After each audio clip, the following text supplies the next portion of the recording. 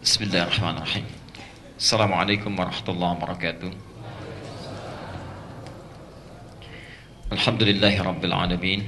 Wassalatu wassalamu ala rasulillahil karim wa ala alihi wa sahbihi ajma'in. Amma ba'd. Fa ya ibadallah, usi nafsi wa iyyakum bi taqwallahi faqad fazal muttaqun. Fala tamutunna illa wa antum muslimun.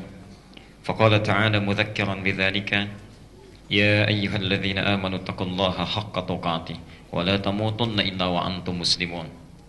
Wa qala ya ayyuhan nasu ittaqu rabbakumul ladzi khalaqakum min nafsin wahidah wa khalaqa minha zawjaha wa batha minhuma rijalan katsiran wa nisaa'a wattaqullaha alladzi tasaaluna bihi wal arham innallaha kana 'alaikum raqiba. Bapak dan Ibu sekalian, saudara-saudariku rahimani wa rahimakumullah. Semoga Allah senantiasa mencurahkan rahmatnya kepada kita semua, menyayangi kita, dan memberikan taufik kepada kita, membimbing aktivitas kita, sehingga dapat memperbaiki amalan di sisa usia hidup kita ini untuk lebih berkualitas dan nampak baik sebelum kita kembali kepada Allah Subhanahu wa Ta'ala. Hadirin, seperti pernah saya sampaikan dalam berbagai pertemuan, bahwa Nabi SAW memberikan ciri-ciri, sekali lagi, Nabi SAW memberikan ciri-ciri bagi seorang yang dikatakan baik menurut pandangan agama. Ya. Jadi orang baik itu ada petunjuknya dari Nabi. Ya. Barangkali menurut kita hari ini saya sudah menjadi orang baik. Ya. Menurut kita sudah dipandang baik oleh tetangga. Tapi barangkali menurut Quran, menurut Sunnah, kita belum baik. Ya. Maka disampaikan oleh beliau salah satu sabdanya, terdapat dalam Sahih Al-Bukhari, nomor hadis 71. Perhatikan kalimat beliau.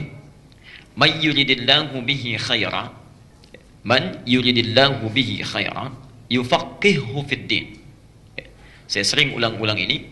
Man yuridillahu bihi khaira, siapapun yang diinginkan oleh Allah memiliki sifat-sifat baik, berubah jadi orang yang baik, ya. Kalau ada kata man, itu isim mausul, kata yang menunjuk kepada konjungsi, kata sambung, atau menunjuk kepada orang, subjek, ya. Tapi bentuknya umum. Bisa laki-laki, bisa perempuan, bisa dewasa, bisa kecil, ya, bisa tua ataupun muda, ya. Di siapapun yang diinginkan oleh Allah berubah menjadi baik, memiliki sifat-sifat kebaikan, maka ciri pertamanya yufaqqihhu fid din, akan dipahamkan dia mengenai urusan agamanya, ya. Jadi hati-hati kalau sampai saat ini misalnya, mohon maaf sebelumnya, ada di antara kita yang harta bendanya bertambah di rumah, alhamdulillah, ya. Tapi kalau belum paham tentang tuntunan agamanya, dia tidak bisa membedakan yang baik dengan yang keliru, ya, yang benar atau yang salah, ya. Maka dalam pandangan agama dia belum termasuk pada orang yang baik. Atau meningkat kedudukan, alhamdulillah, ya. Bapak dapat promosi jabatan, alhamdulillah, ya. Tapi dalam saat yang bersamaan tidak tahu mana yang sunnah, mana yang harus ditinggalkan yang bid'ah, ya. Mana yang dikerjakan, mana yang harus ditinggalkan. Kita tidak paham itu, ya. Maka menurut pandangan agama itu belum dikatakan orang yang baik. Nah, saat Allah menginginkan seseorang berubah menjadi orang baik, ternyata cirinya bukan ditambah harta, tidak ditingkatkan kedudukan, walaupun alhamdulillah bila mendapatkan itu. Tapi ciri pertamanya yufaqqihhu fid din, dipahamkan, dibimbing, didorong untuk mau dia mempelajari dan mendekat kepada agamanya. Ya. Jadi berbahagialah Anda sekalian ketika hadir saat ini, saat orang lain barangkali sedang menikmati liburan, sedang sibuk bertamasya, sedang berkumpul dengan keluarga, Anda disentuh oleh Allah, dibimbing langsung datang ke rumahnya untuk mempelajari tuntunan agamanya. Itu tanda kebaikan, artinya sampai hari ini Allah menginginkan siapapun yang hadir saat ini untuk berubah menjadi orang yang baik dalam pandangan Allah. Tapi persoalannya, kalau Anda sudah didudukan ke sini, misal biasanya bermaksiat, biasanya lisannya tajam, perilakunya menyimpang, jarang menunaikan sholat dengan baik, jarang ke masjid dan sebagainya. Sekarang sudah didatangkan ke sini, diminta tobat, belum tersentuh juga untuk berubah. Allah sudah menghadirkan, meminta kita berubah jadi orang baik. Sudah dihadirkan sini, belum tersentuh juga. Dengan cara apa lagi Allah mesti memaksa kita berubah menjadi orang yang baik? Bapak Ibu sekalian, tidak sedikit dari kita yang mendambakan menjadi orang baik, sukses di dunia, kemudian bisa mendapatkan surga di akhirat, insya Allah. Pertanyaan terbesarnya, usaha apa yang sudah kita lakukan untuk mencapai itu? Saya akan berikan ilustrasi perbandingan. Tidak kita bandingkan dengan zaman Nabi SAW dengan para sahabatnya yang tidak bisa dilukiskan. dengan para tabi'in, kita lukiskan dengan masa kita sekarang saja. Masya Allah, Alhamdulillah, beberapa pekan yang lalu atau beberapa hari yang lalu, saya berkesempatan untuk berdakwah di Kalimantan. Salah satunya di wilayah timur, Marawahau, ya, di daerah Kutai, ya, Kutai Timur, Masya Allah. Ada satu kesempatan kami berdakwah di lingkungan orang-orang komunitas Dayak. Bukan Dayak, tapi Dayak, ya. Hulu, artinya hulu sungai, yang tinggalnya di sekitaran sungai. Masya Allah, Bapak Ibu sekalian, dari 30% yang Muslim itu, karena 60%-nya agama lain, ya, 10% masih kepercayaan animisme, dinamisme, 30% orang Islam. 130 orang, Alhamdulillah, baru masuk Islam.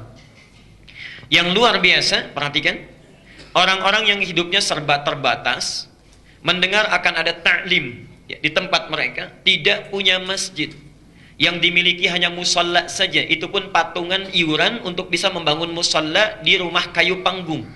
Bayangkan, pendapatan tidak seberapa, mengeluarkan dari hasil jerih payahnya yang sangat halal untuk membangun rumah Allah, baru jadi musalla. Rumah panggung untuk hadir ke situ, kalau kami saja mesti menempuh perjalanan dengan mobil 40 menit, mereka mesti menyeberang lewat sungai. Ada yang jalan kaki. Jadwal taklim jam 3, jam 2 sudah menunggu. Jadwal taklim jam 3, jam 2 sudah menunggu. Belum selesai. Yang paling hebat luar biasa, Masya Allah, dari mulai salatnya, dari taklimnya, sebelum berangkat, ya, tidak menunggu panitia membagikan snack, tidak menunggu panitia memberikan air. Masya Allah, saat mereka akan berangkat sudah kompakan satu sama lain. Setiap keluarga itu menyediakan kotak yang diisi dengan nasi dan lauk pauknya sesuai kadar kemampuannya. Ada yang mengisi dengan telur, ada yang mengisi dengan ayam, ada yang mengisi dengan ikan, macam-macam. Ketika sampai di situ ada yang kelelahan, lapar, mereka makan dengan sesamanya. Masya Allah, Anda bayangkan, dalam keadaan tidak punya masjid, hanya musalla saja, terbuat dari kayu panggung, datang 1 jam sebelum taklim sudah hadir di dalamnya, menunaikan salat dengan baik, mau taklim bawa bekal sendiri, Masya Allah, dan hadir dengan penampilan yang sangat luar biasa, dan musallanya dibangun dari sebagian uang halal yang mereka dapatkan dari keringat mereka.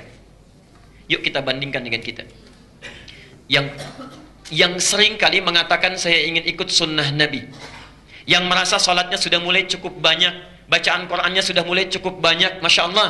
Ayo perhatikan. Satu, mari kita lihat, kalau orang yang rumahnya kayu saja, bentuk musalla saking semangatnya luar biasa. Anda yang sudah dibangunkan masjidnya luar biasa baiknya, fasilitasnya lengkap, keadaannya menenteramkan, yang kalau di luar panas di dalam bisa sejuk, yang kalau di luar dingin di sini bisa berteduh, Masya Allah, segalanya ada. Bahkan datang pun masih ada air minumnya juga. Kalau dengan semua fasilitas itu Anda belum tersentuh untuk belajar, dengan cara apa lagi mesti difasilitasi? Yang luar biasa, Nabi SAW, Nabi, Rasul, dijamin masuk surga, bebas dari kesalahan, tidak ada hisabnya, tingkat surga paling tinggi, langsung melihat Allah tanpa hijab. Masya Allah, masih sempat-sempatnya taklim dengan Jibril. Setoran Qurannya pada Jibril. Bahkan di akhir hidupnya 2 kali membacakan Quran kepada Jibril alaihissalam. Ya. Saya, antum, kita semua bukan Nabi, bukan Rasul, hisab menegangkan, amalan berantakan, surga belum jelas. Kalau dengan semua fasilitas yang ada, belum juga mau ikut taklim, belum mau belajar, Masya Allah, setinggi apa derajat kita di sisi Allah subhanahu wa ta'ala. Ya. Mereka datang tanpa pernah merasa putus asa, datang dengan semangatnya walaupun rumahnya panggung, tempatnya cuma musalla. Masya Allah, snacknya bawa sendiri. Ya. Kita kadang-kadang sudah disediakan segala fasilitasnya, belum tersentuh untuk belajar. Maka kalau Anda selama ini mengatakan, ya Allah, saya ingin punya cita-cita masuk surga, Masya Allah, hisabnya ringan, berjumpa dengan Rasulullah, jangan dulu membandingkan dengan sahabat, bandingkan dengan saudara-saudara kita dulu yang di pedalaman, yang mendekatnya kepada Allah luar biasa. Karena itu bertakwalah kepada Allah. Mari kita mulai materi kita, teduhkan hati kita. Yang datang ke sini penuh dengan maksiat, segera bertobat. Yang pernah punya salah kepada Allah, segera bertobat. Ya. Bermaksiat pada orang tuanya, ya, mohon maaf, yang ada persoalan di keluarganya, menyimpang dari hukum Allah, segera tobat. Datang ke sini kita punya dosa, keluar dari rumah Allah ini, insya Allah telah berubah dalam kebaikan dalam pandangan Allah subhanahu wa ta'ala. Ya. Segera perbaiki diri, jangan pernah kita merasa putus asa dalam ibadah sebelum kita dipanggil oleh Allah subhanahu wa ta'ala. Mudah-mudahan semuanya sudah diterima dalam keadaan